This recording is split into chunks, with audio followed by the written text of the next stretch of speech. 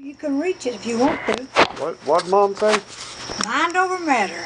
You can do anything you want to do if you want to do it bad enough. She always did say that. And you can. What impact did the religion have on you personally and the inhabitants of the 50s and 60s people of this area? It played an important part. How, and give me an example. Well, how would I describe that? You would learn from an early age that there was a God, that Jesus came, died on the cross and rose again for your sins, and that we learned by faith you accepted Him, and you had that in your life, and you had the Holy Spirit led you in a lot of your quest through life, and you knew God was there. It was taught as an early age, and you've seen godly people that helped you and guided you along. Religion played a very important part.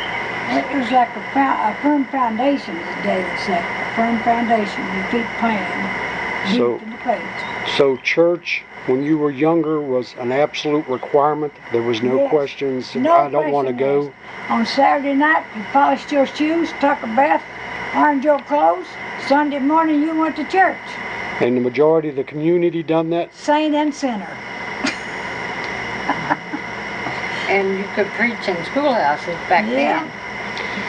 Well, that leads us into another totally separate sidestep here. What do you think of the government intrusion on religion as it impacts this area, plus other areas across the country? I don't think the government should be in.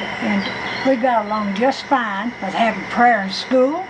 We had the Bible, a chapter of the Bible read in high school every morning in homeroom. Nobody, the teacher didn't comment on it, but it was read.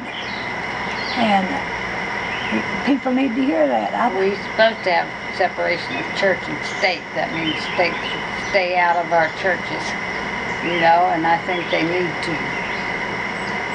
And I think they're intruding too much into our lives as much as they do right now, and especially in religion. I think they should stay out of our religion. And I'm sick of the atheists getting everything they want and complain when somebody has a pledge to allegiance or says God. We should be allowed the same privilege. Why should they have all their things their way? And we didn't complain about sinners. We didn't make them go to church. They went to church if they wanted to, but most of them did. They sat in the back of the church most of the time, but they went. Nobody drug them there. But most of the community, it was just something they did. They went to church. You was taught that as a child.